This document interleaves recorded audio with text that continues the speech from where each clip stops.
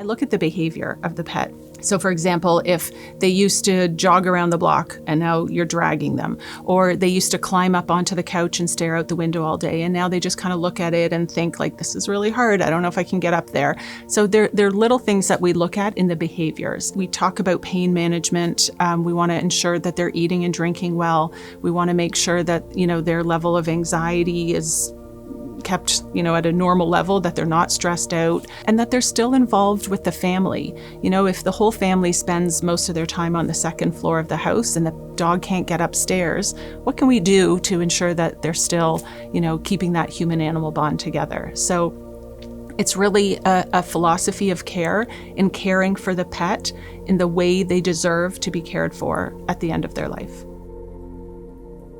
It is so much better to say goodbye on a good day than it is to wait until there's literally no quality left. It may sound cliche to say, but most people do know in their heart when it's time, and often just need that extra bit of validation. And for the patients that we see, it's something that we're reassessing every visit that we see them in terms of, do we think that this is something that is going to need to be considered, in the next little while, and really trying to prepare them as much as possible.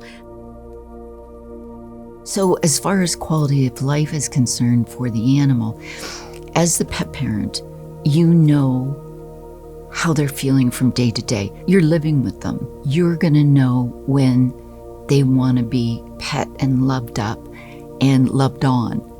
And when you see they're not comfortable with that anymore, that's a really good sign that they're uncomfortable. For example, my golden retriever used to jump up on the bed all the time, and towards the end, she couldn't get on the bed.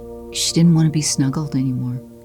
It nearly broke my heart, because that was something she did from the time she was a puppy. You as a pet parent, you see these changes.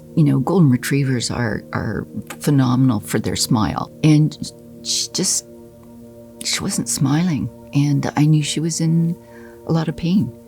So I think you as a pet parent, together with your veterinarian, they bring their professional background to it.